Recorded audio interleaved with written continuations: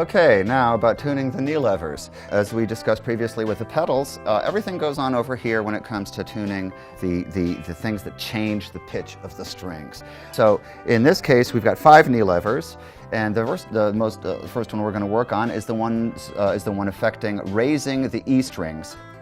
Okay, you got 2 E strings, and this left knee lever going left raises them to F. Now here's the big shocker about this whole kind of temperament situation. Your E's are 442 and a half. Your F's are going to be 435 and a half. That's a huge, that's 7 cents difference. It just happens to be that if you tuned the F to 440, it would sound bad. And this is the compromise, the temperament compromise that we make, and it sounds pretty good. So that using a combination of the A pedal and the E lever, you have, if you're playing a G chord, move up 3 frets, raise the E to F, and engage the A pedal.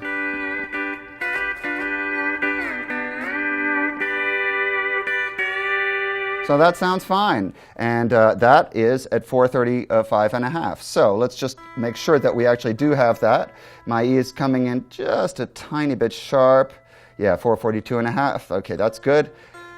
All right, E lever is engaged. All right, it's actually a tiny bit sharp. Now, remember what I told you, that these things do, when you increase, increase the effect of something, you're not necessarily going higher, you're not raising anything, you're increasing the amount of effect that the pedal has. So in this particular case, you are raising the string, and you just want less of that effect to occur. So we're going to lower this a little bit. These increments are subtle. I mean, you should never do like a whole 360. I mean, that should have a very, very significant effect. Okay, just this very slight tweeze I did is giving us the 435 and a half that we want. And we're going to go now, while we're at it, to the low E, because it has the same effect, and you want the same result, and you want it to be 435 and a half. And there we go. Okay, so that's the F, that's the E to F. This is called the F lever because that's what it does. The next lever over here is going to lower the strings. So the first thing we've run into that actually has a lowering effect, and this is going to lower the E's to D sharp. So because we want to increase the lowering effect, we are going to go clockwise because we're sharp. And this D sharp should be, actually, it's exactly right on the money. It's just ever so slightly, no, it's fine. Now let's see what happened.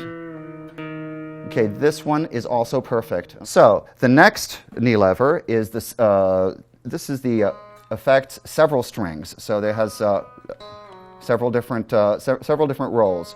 The first thing it does is lower your 6th string a whole step.